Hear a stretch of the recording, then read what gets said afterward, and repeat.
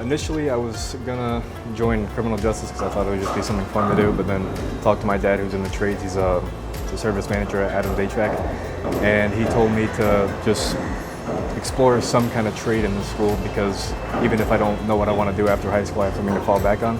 As soon as I started, I loved it. I just immediately fell in love with it. Studying for the tests and getting real-world experience by actually going out in the labs has helped me do better in my other academics. People may think that it's shocking of like, you know, the stuff that we're doing.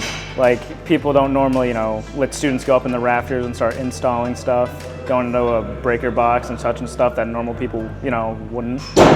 Especially since I started my junior year, having all the skills early definitely gives me a pretty good head start compared to someone who graduates and then starts doing it. This course is important to me, and it should be to whoever else wants to take it, just because it's, you know, it's the future.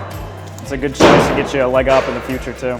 I would tell them to join immediately, because even my dad said, even if I don't know what I want to do after high school, it's something to fall back on. It's a solid way to go.